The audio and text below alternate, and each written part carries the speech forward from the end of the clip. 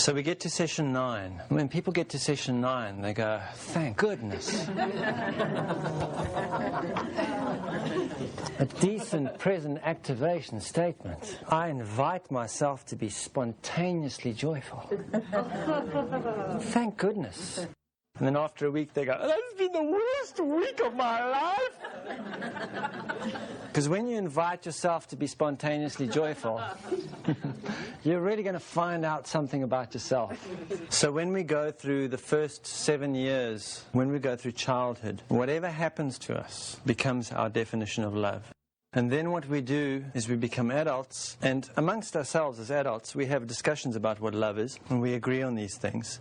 But remember that the child is the creator. And just as a tool that can be used for creation can also be used for destruction, the same energy is at work. Attention, intention. How is that attention and intention being wielded? What is the intention?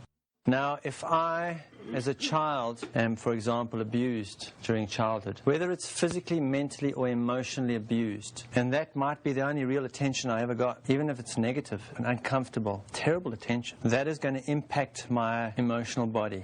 And so when I become an adult, if I want to feel something, I will manifest an experience in which I enter physical, mental, or emotional abuse in order that I feel something real, in order that I feel what love is, because that is now my definition of love. It doesn't matter what I as an adult think. I can meet someone, see my dysfunctions, and fall in love. And as soon as that passes, because I'm really on my best behavior when I meet someone, as soon as that passes, what's going to happen is I'm going to want to feel loved. I'm only going to that person because I need something, if I'm still in a place of a need and want. And until I get a certain emotional signature in my experience, the same emotional signature that I experienced as a child, I won't feel loved. And if that emotional signature was someone doing that to me as a child, if that was the only time I got attention, then I'm going to provoke that into the relationship. Of course, I'll blame the other person, but I will provoke that into the relationship. And for example, women who are beaten by their husbands will say, I can't leave him because he loves me. And what's really underneath is saying, I can't leave because that physical abuse is my definition of what love is. And even if you rescue a person from that relationship and save them from their own definition of love, wherever you let them go again in the world, they will re-manifest the same. It's like a person who walks into a bar and always gets beaten up. There are people like that because that's their definition of feeling something. So we all have an unconscious definition of love. We have a primary theme. This is my primary Broadway drama that I play out. In fact, it's what keeps me with my family. It's the primary theme of our family. It's the main dysfunction that keeps our family together as a soul group working on this dysfunction. It's hard for me to see this because it is my unconscious definition of love, not my conscious definition of love. But this unconscious definition of love is what prevents me from being spontaneously joyful in my life. So in session 9, we want to look at that. And often it takes going through the process the second time to really get what that is, because it is an unconscious definition. So we ask certain questions during session 9 that are meant to start moving the energy that will enable this to come into our awareness.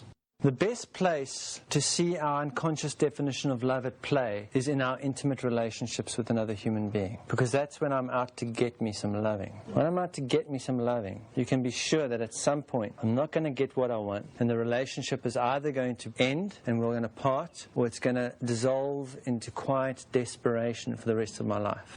It's not how I go into my intimate relationships that tells me what my unconscious definition of love is. It's how I exit them, or how they sour. However I exit them and however I sour, that is my unconscious definition of love staring at me in the face. That's what I was really looking for. That's what the child in me believes love is. So the first question we can ask ourselves is, how do my intimate relationships always turn out? How do my intimate relationships always turn out? And then the next question we can ask ourselves is, how am I left feeling? How am I left feeling? Because it's the emotional signature underneath that is the causal point of that unconscious definition of love. So my relationship may always turn out that the person leaves me, or I walk out. But usually say the person always leaves me. And then how am I left feeling? If the answer may come, I'm left feeling abandoned. How do I share this experience with my family? So remember our example yesterday where we were tracing the repeating of a pattern, that when I was in the womb, my father and mother had a fight, and he walked out and she felt abandoned. And then when I was young, maybe they got divorced, there was abandonment. So I may see that way how I shared with my family. But if I look at my siblings and their relationships, and if I can look at them through emotional body awareness, in other words, not through the physical circumstances of how their relationships end, or their intimate relationships end, but if I can look and see how they are left feeling, I will see the same signature occurring, because that's what we do in our family. We share this unconscious definition of love. It's the theme of our family. And then we can ask a question, and this question obviously often eludes us completely. And so it can take going through the process the second time before it, okay. And the question is, what is the opposite of my unconscious definition of love? If I find that my unconscious definition of love is abandonment, and I'm always manifesting abandonment, and I'll see the abandonment because my friends will abandon me, I'll be at work and the boss will abandon me somehow, there'll be abandonment everywhere if I look carefully. Because wherever I'm going in the world trying to feel something, I'll manifest that experience. When I realize that abandonment is my unconscious definition of love, then I can ask myself what the opposite is, and it won't come to me because I don't value it. I don't value it. So it won't even be there in my consciousness. So it can be challenging to get that. And no one can tell us what that is. When it comes, it'll be like a ton of bricks falling all around us, because that is exactly what we have been looking for all our lives. Whatever that unconscious definition of love is what I have been searching for in everything without realizing it. So let's say the light comes on and I go, the opposite of my unconscious definition of love is commitment. Commitment? I've never been committed to anything in my life. I've never been committed to myself. I've never been committed to my relationships. I've never been committed to anyone at work. I was never committed to my boss. And therefore, no one in the world reflected commitment back to me. The world is just a place of ongoing abandonment. So there's something interesting here, because there's 3 levels of awareness that are happening here in seeing behavior. And the outer level is the reflection. Remember, we dealt with reflection. So reflection looks like this. Those people over there are always gossiping. Have you noticed how they gossip? They gossip all day long. All they do is stand around and talk about other people. It's really, don't they have anything better to do? Unbelievable. Then I start awakening and I go, okay. First I see people gossiping, and usually I think they're gossiping about me. And then that's reflection. Then I awaken to projection. That's physical. So I awaken into the mental and I awaken into projection, in which I see that I'm actually standing here gossiping about them. I'm doing exactly what is annoying me about them. Annoying is an interesting word, and gnawing into me. But then there's another level, and that's going into the emotional body awareness. When I enter emotional body awareness, I will realize that I'm consistently gossiping about myself to myself. In other words, it's coming from my emotional body. I'm consistently saying, you've just blown it again. You're useless. Can't you ever get that right? You're always messing these things up. Blah, blah, blah, blah, blah. I find out that I'm doing that to myself. So emotionally, I do it to myself. Mentally, I'm doing it to others. And physically, I see the world doing it around me. It's the same pathway of awareness we've been working through. So now it comes to my attention that abandonment is my unconscious definition of love, and the opposite to that is commitment. Commitment has the energy to bring me back into balance, in my experience. That's what will bring me back into balance. And so the first step is to do it causally. In other words, on an emotional level.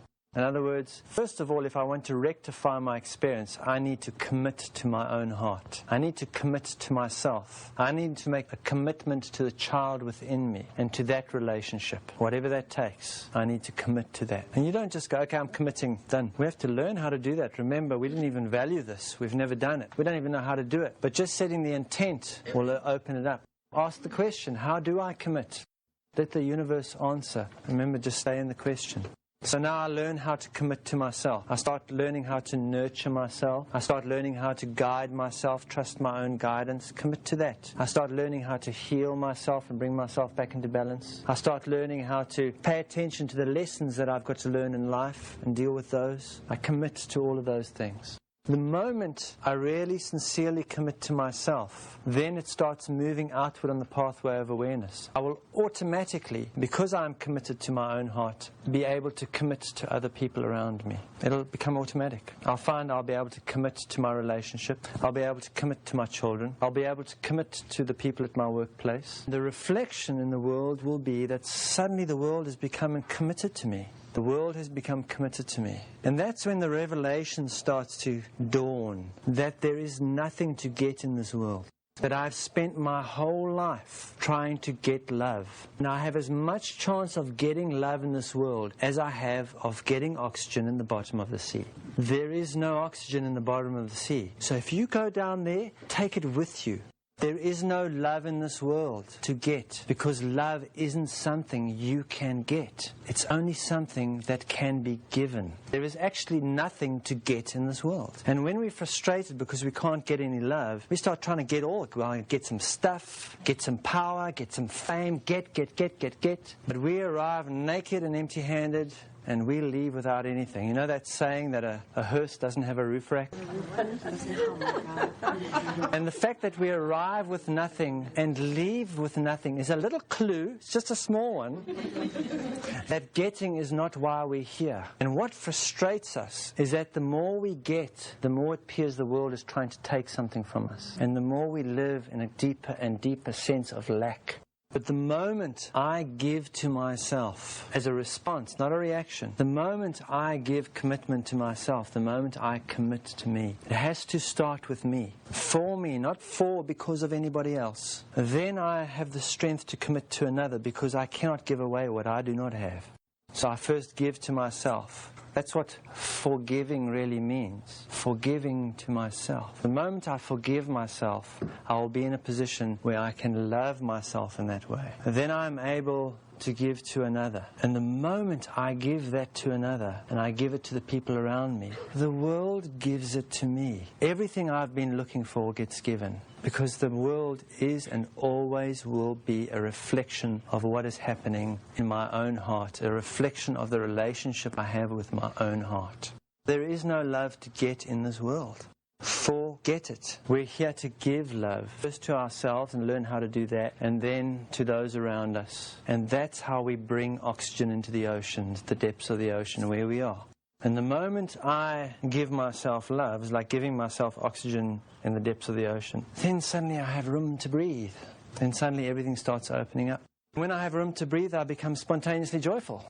By finding out what our unconscious definition of love is and placing the opposite into our experience, it brings us into balance. What's really important is that when we give that to ourselves, we don't do so with an agenda. We do it unconditionally. If I'm going to commit to myself, I'm not going to go, you know what, I like this idea, commitment. So I'll tell you what I'm going to do.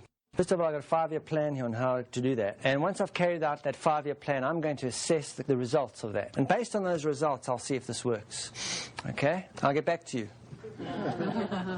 It has to be unconditional. In other words, I commit to myself regardless of the consequences. I commit to myself because I love myself. And love is an interesting word too. It's the same word as evolve, because I want to evolve. Remember, we spoke last night about the heart center being a rite of passage, that by going into my heart and feeling what's there, I enable myself to awaken my feeling body, my emotional body awareness. And it's through that awakening of that vocabulary that I can then perceive the vibrational. It's part of my evolution. Loving is evolving.